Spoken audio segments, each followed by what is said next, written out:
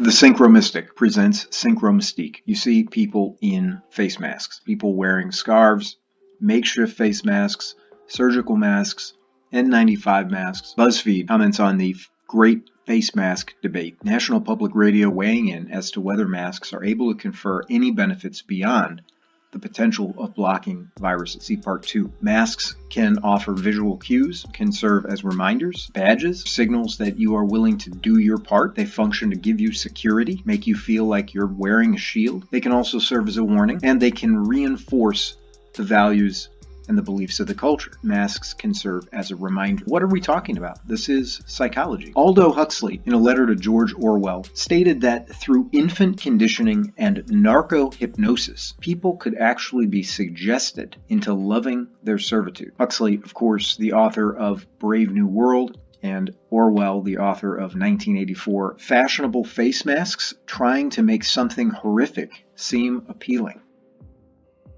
One interviewee made the statement that there is a certain Blade Runner-y feeling of embracing our fashionable dystopia. New York Times, of course, the newspaper of record in the United States, in an article titled The Masque, author Vanessa Friedman literally says the surgical mask has become a symbol of our time. However, it has long been a fraught symbol. The face mask is a symbol that hides but also communicates. We're talking about hidden meanings. Masks are everywhere and masks are nowhere, and Friedman says the mask has become the virus's avatar. According to the online etymology dictionary, the avatar has to do with the descent of a deity to Earth in an incarnate form. There's a thought experiment in philosophy and sociology referred to as the Martian scientist or the man from Mars or some variation. And the idea is that we can get an outside-the-box perspective, a view from the outside. This was done to great comic effect by Andy Griffith in his recording What It Was Football, where he represents a simple country preacher happening across a college football game for the very first time and not understanding what he's seeing. The idea is to try and obtain some intellectual distance, some objectivity by trying to suspend the set of assumptions that we normally bring to states of affairs when we perceive them or analyze them. So let us consider a pagan culture. Focus on one pagan, and then we bring her into a present context where people are wearing face masks. What we want is for the pagan to view what is going on in our culture without any of the assumptions that we normally bring along. So the pagan will not have any of our preconceptions about medical science, public policy. Throughout history, masks have had a very big role to play in world religions and spirituality. According to the Penguin Dictionary of Symbols, there are three main uses that one can trace through civilization. Start with carnivals, a Western Christian festive season that occurs before the liturgical season of Lent, which we just came off of. Carnivals are characterized by elaborate costumes, masks, allowing people to set aside their individuality and experience a heightened sense of social unity. The word carnival literally means raising flesh, remove meat, or farewell to the flesh. The last day of one of the most important carnivals is, of course, Mardi Gras, meaning Fat Tuesday, Shrove Tuesday, characterized by people dressing up in ridiculous disguises. Another name for a person who is so dressed is a buffoon, the fool, or the joker. But a mask is also, of course, the name for the false face that one puts on at a carnival. The Iroquois also have false face masks. They're actually intended to cure disease. They have a false face society. Donald Trump recently was in the news, and the allegation was that he had a false face in a picture that was widely circulated in the press. But false face can also have to do with the idea of being two-faced, as in the Greco-Roman god Janus depicted here. Two-faced can have the implication of being hypocritical. Trump in the news, calling the Canadian Prime Minister Trudeau two-faced. In the book Early Modern Women Poets, we read that Rosicrucian texts were always intended to mean one thing to initiates and another to outsiders. Now, the Rosicrucians were a 16th century esoteric movement. For additional details, you can see Masque video number 2. Texts and symbols often have a dual meaning. The New York Times, masks are something that hide but also communicate. They have a dual function. Now, Mardi Gras is intimately connected with the idea of being topsy-turvy. The COVID-19 outbreak has turned life topsy-turvy. Everything turned upside down. Played a role in Disney's The Hunchback of Notre Dame. 1 year ago, almost to the day, Notre Dame Cathedral in France caught fire inexplicably. The date was April the 15th, 2019. Notre Dame Cathedral, and indeed many other cathedrals all throughout Europe, in many ways symbolize Christianity. 1 year after the fire at Notre Dame Cathedral in France, churches are closed at the high holy day of Easter by the coronavirus. In her book, Magic and Alchemy, author Rosemary Gilly, summarizing the thoughts of occultist Aleister Crowley, writes that Crowley understood that magic worked forward or backward in time, and that the projection of a magician's will did not necessarily precede the effect. Mardi Gras in 2020 was held on February the 25th. That's 1 day after the Trump administration asked Congress for $1.25 billion for a coronavirus response, and 4 days prior to the U.S. recording its first coronavirus death. Mardi Gras was literally bound up with the beginning of the effects of coronavirus in the United States. New Orleans faces a virus nightmare, and Mardi Gras may be why. New Orleans is a center of coronavirus. Mardi Gras could be to blame. In the media, pointing you back to Mardi Gras. Mardi Gras is connected with masks. Today, everyone wears masks during Mardi Gras. Float riders are required to wear masks by law. The second use of masks is the use of masks in funeral rites. Of course, in ancient Egypt, famous death masks. A modern-day mask, this one from Freemason Albert Pike. In the Illuminati card game, inspired by Robert Anton Wilson's Illuminatus trilogy, the Death Mask card has some interesting text, quoting, "Whoever wears it can see a slightly different world through its staring eye holes, and when the mask is removed, the different world is the true one." End quote. The world after coronavirus, we will inhabit a different world. After the coronavirus passes, your world will not go back to normal. According to BuzzFeed, the world will be different, and so will we. What would a pagan say to statements like this? There's a darker funeral connection. There are no funerals, according to Reuters. Death in quarantine leaves nowhere to grieve. Funerals in Italy have been banned. The third use of masks, the theatrical. Let's turn a glance backward in time. On the musical stage, one of the more significant creations of the great Italian maestro Giuseppe Verdi was his 1859 production Un ballo in maschera, a masked ball. This opera was based on the sensational 1792 assassination of Swedish King Gustav III while at a masked ball. But political sensitivities of the day forced Verdi's libretto to use alternate character names and locations. On a considerably less ominous a basis and veering off into sheer fun is Eine Nacht in Venedig, A Night in Venice, the 1883 operetta that dedicated fans of Johann Strauss Jr. think rivals his more famous Die Fledermaus in terms of melodic exuberance. It is in the first act that the philandering Duke of Urbino hopes to impress the beauteous Barbara at the grand masked ball held at Carnival each year at his palace. Strauss sets the scene with one of his most infectious waltzes, sung by the four principals and a full orchestra. Of course, alles maskiert, that is, all are masked. One of the most popular works of the Soviet-era composer Akhram Khachaturian has been his Masquerade, incidental music to an 1835 play by that name by the Russian writer Mikhail Lermontov, staged in Moscow in 1941. What was of strange interest in the creation of the original play was that government censorship delays forced many rewrites by Lermontov to the point where he gave it up unproduced. The key part of the rather convoluted plot revolves around a masquerade party at an aristocratic mansion in which the hero, one Arbenin, falsely concludes that his wife Nina had been unfaithful to him with another man while all were at the masked ball. Arbenin kills his wife and then goes mad with grief when he realizes his error. It later emerged that the reason for the official obstruction was that the negative portrayal of masked balls as places of criminality implied criticism of a prominent family of St. Petersburg who were given to holding such affairs. Stanley Kubrick's Eyes Wide Shut is worth mentioning.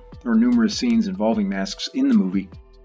But one of the most celebrated literary evocations of masks, however, is the famed Man in the Iron Mask saga out of 17th century France. His identity to this day is unknown, or at least not known for sure, but he was literally imprisoned in a variety of prisons for over 3 decades.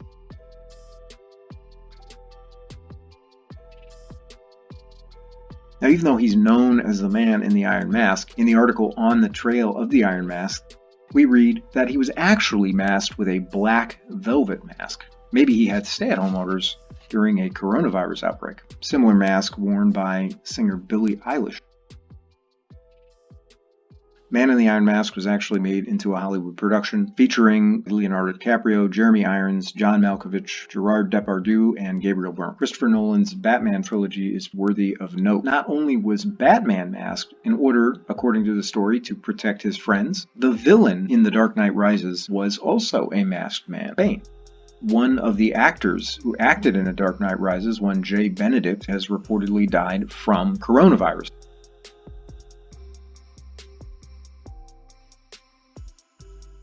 Now, Trump has a number of different connections with masks. According to the left-leaning conversation, Donald Trump's orange face may be funny, but this tanning historian says it masks something deeper. Protesters of Donald Trump wear orange paint like a war mask. According to The Guardian, why is Donald Trump obsessed with Bane? According to several news sources, Donald Trump's inauguration speech borrowed lines from Batman's villain. Trump told the crowd, "We are transferring power from Washington, D.C. and giving it back to you, the people." And Bane, on the steps of Gotham's Black Gate prison, stated, "We take Gotham from the corrupt, the rich, the oppressors of generations who have kept you down with myths of opportunity, and we give it to you, the people." But what's interesting is the presentation of it in the media. The media is drawing our attention to The Dark Knight. After Bane delivered those comments, the prison was open and the prisoners were free all across the United States. As a result of the coronavirus, we find that inmates are being released from jails and even inmates being released from prisons. In some cases, reportedly convicted felons being released in the name of coronavirus. But I would be remiss if I didn't mention one of the most direct literary parallels that I can think of, Edgar Allan Poe's Masque of the Red Death. The story follows Prince Prospero's attempts to avoid a dangerous plague known as the Red Death by hiding in his abbey. So the story follows a wealthy person hiding from a disease in his home. He throws a masquerade ball, death enters, disguised, and, spoiler alert, everyone dies. This was made into a Hollywood movie starring Vincent Price. Consortium News, COVID-19, the American Masque of Death. M-A-S-Q-U-E. This spelling of mask actually also has an additional tie-in, and that is that masque spelled this way was a form of festive courtly entertainment that flourished in 16th and 17th century Europe. Often the maskers, who did not speak or sing, were courtiers. In other words, they were the stars of the time. And they list here various kings and queens. In our time, this coronavirus mask has starred, in part, Prince Charles. It's often said that our celebrity culture is a kind of a royalty, but would you believe that certain celebrities reportedly have links to royalty? And one of them is actor Tom Hanks, supposedly descendant of King John. Tom Hanks is of interest not just because, as an actor, he has played the role of a symbologist in several high-profile films, but also because Tom Hanks and Rita Wilson shared that they tested positive for coronavirus. But now he feels better. Time magazine wants you to understand that Tom Hanks is a guiding light in the time of coronavirus. Time thinks quite a lot of Tom Hanks. Vanessa Friedman states that the masks that we wear have turned everyone into a muzzled pelican. I find this extremely bizarre language. When I look up pictures of pelicans just to make sure that I had it straight in my mind, it's not completely outlandish. It's certainly not an obvious comparison. I wouldn't have thought to make that comparison. And even now that she has made it,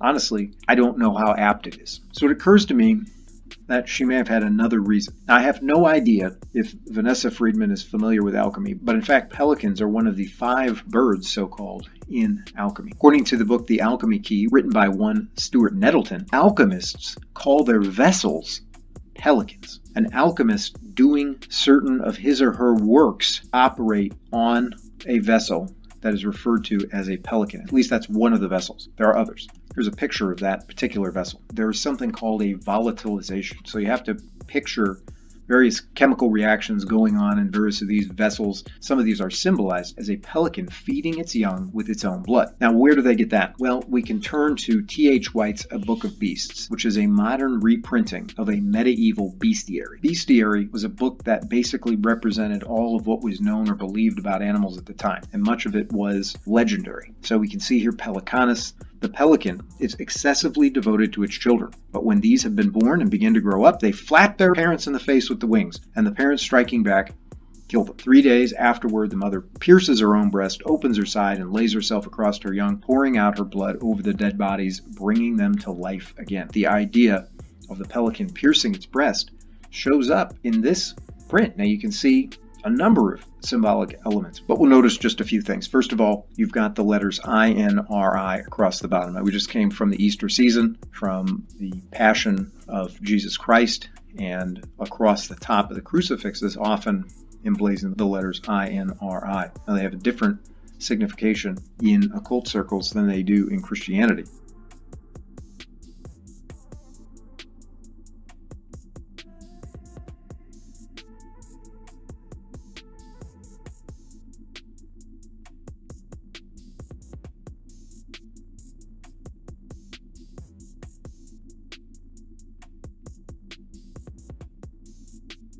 We see the pelican piercing her breast to feed her young ones. We see a compass, a symbol of Freemasonry. We see the rose and the cross, which is a symbol of Rosicrucianism. And remembering that corona is the Latin word for crown, look at the thing at the very top. We have a crown. We have a corona. So we have a very interesting emblem of this entire coronavirus fiasco in this picture right here. Now, the meaning of the pelican in Freemasonry is that it stands for the secret work by which man is raised. Earlier, we looked at the word carnival and said that it meant raising flesh. And what does it mean to be raised? Well, in Masonry, when a candidate has received the 3rd degree, he is said to have been raised to the degree of a Master Mason by going through the ordeal of the initiation. A couple of interesting Pelican connections. First of all, the state of Louisiana. The Pelicans are the professional basketball team for New Orleans. And we talked about New Orleans earlier being a center of coronavirus and possibly Mardi Gras being to blame. From the online etymology dictionary, we have an interesting connection between pelican and the albatross. So notice albatross is an alteration of Alcatraz and originally referred to a pelican. From the rhyme of the Ancient Mariner, a sailor shoots an albatross and then has to wear one. The Alcatraz prison island off of San Francisco Bay is named for pelicans or storm birds. Dennis Houck, writing in The Complete Idiot's Guide to Alchemy, states that the pelican stands for the distillation operation as well as the beginning of the red phase of alchemy. The red phase refers to the rubedo or the reddening portion of the magnum opus, that is the great work. That can be delineated a couple of ways. One is in the 4-stage view, you have the blackening phase, the whitening phase, the yellowing phase, and then the reddening phase. But in the 3-stage view, the yellowing and the reddening are compressed into one. So the albedo is, so to speak, the daybreak, but not until the rubedo is it sunrise. And the transition between the two is formed by the citrinitas. This is according to the article Alchemical Process and Its Stages. Now, I get into citrinitas in the previous video, but the upshot here is that the pelican is the symbol that we're moving into the rubedo stage, the final stage of the magnum opus. In the book Myths of the Afterlife, Anna Marie Hemingway states that during the Renaissance, many alchemists viewed the metaphor of the transformation of lead into gold as symbolizing the emergence of divinity within the human being. In other words, alchemy has to do with transformation. It has to do with the transformation of human beings. Lead into gold was seen by many just as a metaphor. It was another layer of symbol, if you will. The actual alchemical process is applied to human beings. And look at the language. Again, we go back to the New York Times article. Masks had a double function. Number one, to stop germs. But look at the second function, to transform people, to be scientifically minded citizens. The activation or the realization of some kind of divinity. The serpent commenting to Eve that if she ate from the tree of the knowledge of good and evil, her eyes would be opened and she would be like God. Now, this is sometimes referred to as the fall of man, but it's also sometimes referred to as the curse of Eve. And just by sheer synchronicity, I stumbled across this silent film, now lost, titled The Curse of Eve. And I wasn't even going to put it in there. Would you believe that this movie was produced by the Corona Cinema Company? Encyclopedia Britannica, in an article titled The Functions and Forms of Masks, lets us know that sometimes masks are used and reserved for initiations. If we are entering into a final stage of alchemy, if we are being initiated, if we are being raised in some way occultically, what are we being initiated into? What are we being raised to?